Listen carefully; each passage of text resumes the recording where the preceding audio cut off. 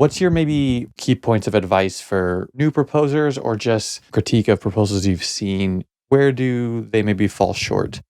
Yeah, I've definitely witnessed that. The overwriting, the overcomplication of proposals is people's biggest downfall because the people who are going to approve this, you need them to read it. You need them to understand what you're asking for. And so when you overwrite and write this thing that's going to take me 30, 40 minutes to read, there's no way I'm going to read the whole thing. And then I'm way less likely to click the approve button on your prop because I don't actually know what it's about. And I think that's one of the biggest downfalls I've seen. In terms of advice, obviously we have this thing called discourse, which is a place for you to share the initial thinkings and initial proposal for your idea and is a great place for us to get feedback on our proposals.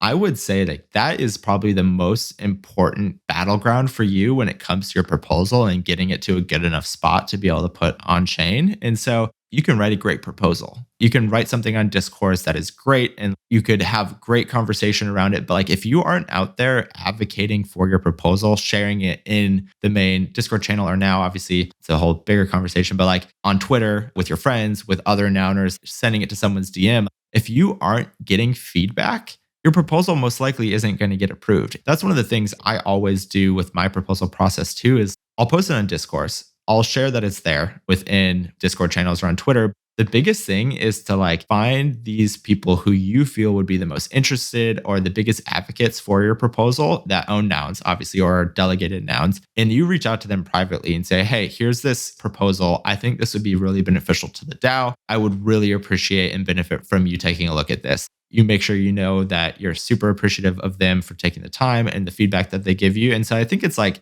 yes, you can be great at writing proposals. And even if it's a flawless proposal, if you aren't showing these people who obviously have invested a lot into the ecosystem by buying a noun, by winning an auction, if you aren't showing them that you care about their opinion, you aren't advocating for yourself with them to be like, hey, I trust you. I trust your insight into this. Please review my proposal. If you aren't doing that and you just go straight to putting a proposal on chain and aren't trying to find advocates or people interested in it, it just shows that you're more so thinking about yourself, your project, whether it's you making the money, whether it's you building this thing that is only interesting to you. That's one flaw I've seen is not enough people really advocating for reviews, for approvals, for this collaborative environment before it goes on chain. That's a super, super important part of this proposal process.